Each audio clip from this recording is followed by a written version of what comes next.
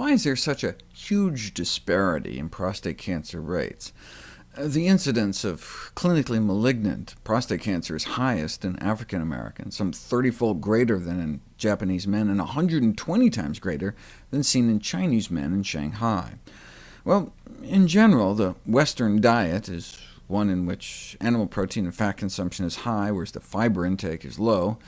In contrast, the proportion of the total caloric intake from animal fat in the more vegetarian-style Oriental diet is low, and the fiber content is higher, so maybe diet is playing a role in some of these diseases.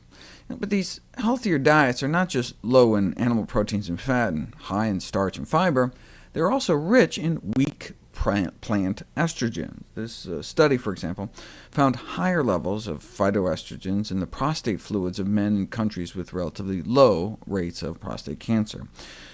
In vitro studies have shown lignans can slow the growth of prostate cancer cells in a petri dish, so a pilot study was launched on flaxseed supplementation in men with prostate cancer before surgery.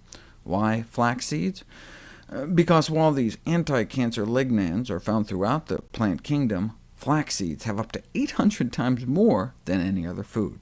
So they took a bunch of men with prostate cancer about a month before they were scheduled for surgery to get their prostates removed, and started them on a relatively low-fat diet with 3 tablespoons of ground flaxseed to see what effect it might have on the growth of their tumors. And though they were skeptical that they would observe any difference in tumor biology in the diet-treated patients, with such a short-term dietary intervention, just within those few weeks they found significantly lower cancer proliferation rates and significantly higher rates of cancer cell death. Now, this was compared to so-called historical controls, meaning compared to the kind of cancer growth one typically sees in their situation, not to an actual randomized control group.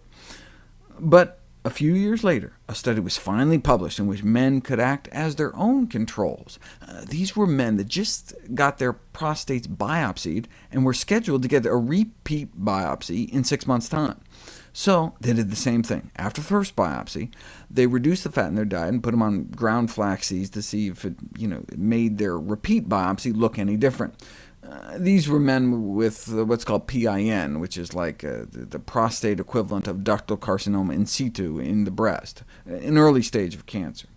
That's why they were getting repeat biopsies, to make sure it wasn't spreading.